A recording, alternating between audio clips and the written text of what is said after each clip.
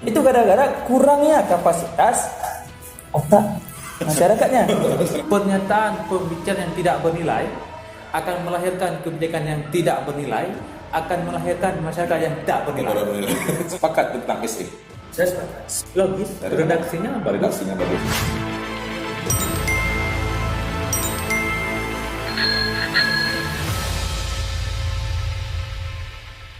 Dalam studi resolusi konflik, situasi sosiologis masyarakat Indonesia disebabkan pernyataan Menteri Agama itu sedang berada di level hidden conflict, konflik tersembunyi. Ada yang banyak kita baca di surat kabar itu, Menteri Agama didesak minta maaf, Menteri Agama, beberapa ormas meminta Kapolri menangkap Menteri Agama. Itu sebenarnya ekspresi kekesalan dari mereka. Rekan-rekan yang kontra, yang kemudian mengekspresikan kekontraannya seperti itu, hanya butuh Menteri Agama meminta maaf agar permohonan maaf itu menjadi istilahnya pelerai ataupun yang bisa mengurangi tensi sosiologisnya. Ya, oke Bang. Kita menangkapnya secara sosiologis memang membuat pro kontra dalam masyarakat, artinya kegaduhan lah. Memang kegaduhan hari ini tidak berefek yang besar untuk sementara waktu, atau mungkin nanti yang kedepannya kita kan tidak tahu nih. Nah, harapan kita adalah memang seperti yang Mas sampaikan tadi, adanya permintaan maaf dari Menteri Agama kalau memang itu adalah beranggapan bisa memicu suatu keributan. Karena dalih-dalih dari surat edaran tersebut adalah memberikan ketertiban di dalam masyarakat. Namun yang kita lihat hari ini ada kegaduhan-kegaduhan, baik mahasiswa yang pro terhadap surat edaran tersebut, begitu juga dengan ada kontra dari partai-partai. Nah, saya melihatnya juga dari mantan Menteri Pemuda Olahraga Roy Suryo yang datang melaporkan perihal ini. Kalau dari segi hukum bagaimana nih Bang, kalau Abang lihatnya? Apa memang bisa dikategorikan ataupun dapat dipersepsikan suatu ucapan dari Menteri Agama ini penistaan agama? Bila kita melihat dari segi delik, memang hampir ya. Karena gini, proses hampirnya itu ada redaksi yang menyatakan penyamaan itu. Azan itu kalimat ya, kalimat suci dari satu agama, disamakan dengan gonggongan. Proses penyamaan itu yang terkadang masuk ke dalam delik. Saya lupa di pasal berapa di KUHP, berpotensi Roy Suryo mengambil pasal tersebut sebagai landasan hukum mempolisikan seorang menteri. Tapi walaupun kemarin beberapa hari yang lalu ditolak ya karena lokasinya ya. Biasanya dalam ranah politik banyak hal yang dipolitisasi. Iya. Itu yang kita takutkan. Tapi begini juga, kalau saya lihat ya, dari surat edaran dari Menteri Agama ini kan dia kan hanya sekedar surat edaran adalah himbauan, bukan memberikan sanksi lah kepada masyarakat. Artinya jika pun tidak diikuti adalah boleh begitu. Apakah memang surat edaran ini hanya memicu konflik dalam suatu masyarakat atau hanya sekadar mencari panggung? Karena satu sisi kita melihat surat edaran ini kan bukan suatu ada hukuman jika ada orang yang melanggar begitu. Ya, begini Bang. Mungkin surat edaran yang sampai ke masyarakat hari ini memang hanya sebatas penyosialisasian, dalam artian surat edaran ini dijadikan sebuah pedoman yang memang ketika memang daerah itu membutuhkan boleh dilaksanakan. Namun ketika memang tidak, no problem gitu. Tergantung bagaimana sisi sosiologis dalam lingkungan masyarakat tersebut gitu. Namun yang perlu dipahami adalah surat edaran ini hadir bukan semata-mata untuk membatasi masyarakat dalam beribadah dan juga dalam mensyiarkan agama gitu. Karena kita tahu sendiri bahwa azan itu kan merupakan bagian dari syiar Islam.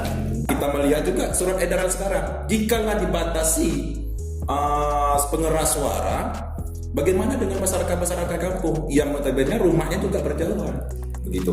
Kalau menurut Abang, setuju nggak penyamaan keseluruhan surat edaran ini berlakukan untuk keseluruhan yang ada di Indonesia? Jangankan surat edaran, dalam beberapa konteks undang-undang itu juga tidak bisa disamakan dari Aceh sampai Papua. Ya pedas. Apalagi setingkat SE. Maka kalau ditanya seperti yang barusan, saya melihat ya tidak perlulah sampai harus seperti itu. Karena di beberapa daerah itu di Aceh ataupun di Sumatera Utara memang ada rumah orang yang lokasinya lumayan jauh Ya betul. dari masjid ataupun musola. Tentu kan dengan adanya pengeras suara keluar, setidaknya terdengar. Walaupun tidak terdengar jelas, sudah azan. Nah, Tapi kalau saya melihatnya ya, kalau surat edaran dari menteri ini, bagi saya sendiri ya, patokannya sih bagus, cuman tidak dapat dikategorikan penyetaraan keseluruhan. Jadi kita harus juga mengkaji dari sosialnya nih, bagaimana dengan masyarakat yang memang seperti saya contoh tadi, dalam satu kampung itu jarak rumah ke rumah itu jauh. Tetapi juga kita harus memikirkan bagaimana satu komplek yang mempunyai notabene keberagaman agama begitu.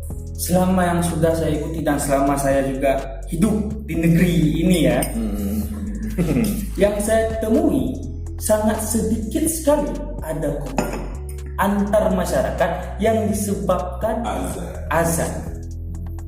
Dan ada beberapa konflik yang terjadi di beberapa daerah yang kadang di situ juga mayoritas non muslim ya.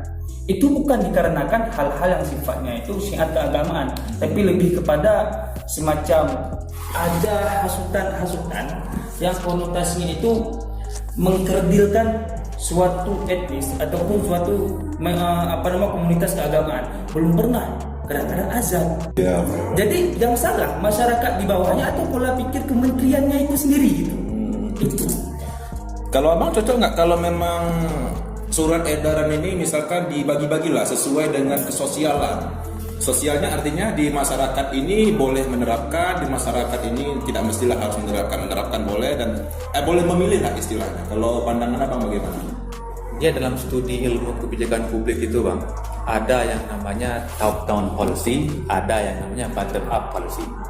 Ada kebijakan dari atas ke bawah, kebijakan dari bawah ke atas. Ini setingkat SE ini dari atas ke bawah, kan disamaratakan, timbul kegaduhan. Tujuannya harmonis malah disharmoni.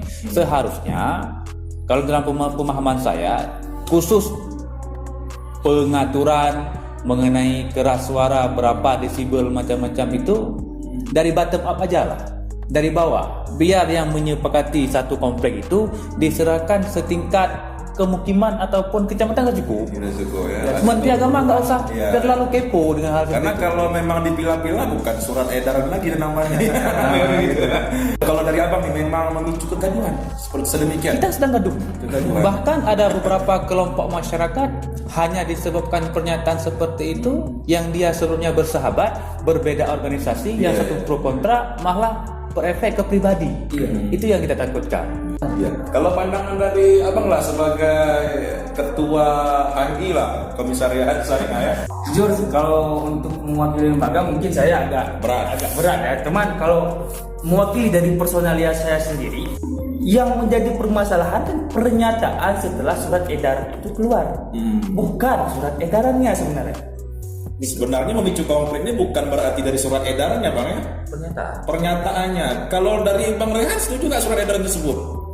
Saya setuju saja. Kenapa saya katakan seperti itu? Karena memang seperti yang saya sampaikan tadi, kadang-kadang di masyarakat kita ada beberapa oknum yang kadang menggunakan fasilitas keagamaan bukan untuk hal yang sifatnya keagamaan gitu. Kalau Bang Ipek setuju nggak tentang surat edaran tersebut yang nomor 5 tahun 2002? Saya secara isi yang sudah saya baca itu masuk akal. Masuk akal ya. Tetapi kemasuk akal itu sekarang tenggelam dengan pernyataannya, dengan pernyataan seorang menteri yang memimpin lembaga tempat surat itu dikeluarkan. Kalau saya sependapat sih apa yang disampaikan oleh kedua materi ini, artinya kita melihatnya harus dibedakan surat edaran dari Menteri Agama dengan penyampaian dari Menteri Agama. Dari ucapannya ya membedakan antara suara gonggongan anjing dengan suara azan.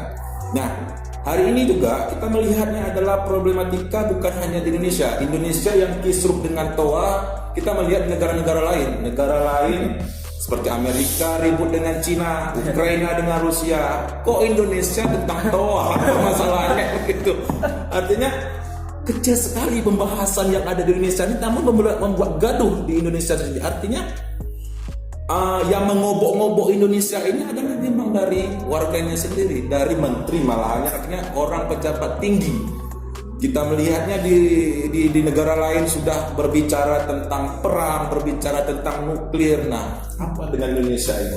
Seharusnya apa sih yang perlu yang urgent lah yang harus dibahas dari Indonesia ini buat petinggi-petinggi pejabat-pejabat negeri inilah.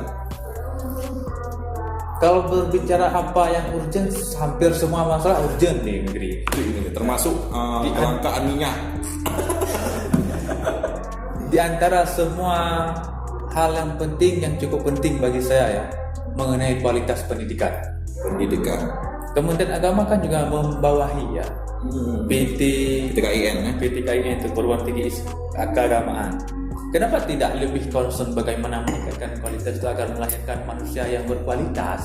Ini nggak usah menghabiskan dana itu hanya untuk buat surat edaran tentang doa. Nah gitu. Sangat kecil sekali ya. Kalau nggak salah di NTT juga ya, NTT. Gara-gara pernyataan itu masjid yang sebelumnya 3 toa ditambah 10 lagi. Oh iya. Apalagi sekarang meme yang bermuncul di media sosial ini agak luar biasa ya. Persiapan puasa, menyambut puasa Ramadan dan persiapan untuk takbiran lebaran Idul Fitri. Kalau dari perspektif saya sebagai pemuda juga mahasiswa ada gitu. Sama seperti yang disampaikan sama Pak Iping, kualitas pendidikan. Karena kenapa? Banyak kegaduhan, termasuk yang ini, itu gara-gara kurangnya kapasitas otak masyarakatnya. Serius. Dan ini merupakan sebuah hal yang sangat serius ya. Sepatutnya pejabat sekelas menteri itu ketika dia berbicara di depan publik, diwawancarai oleh hampir seluruh channel televisi, dia harus sangat cerdas dalam memilih dan memilah redaksi kata. Pernyataan pembicaraan yang tidak bernilai akan melahirkan kebijakan yang tidak bernilai, akan melahirkan masyarakat yang tidak bernilai.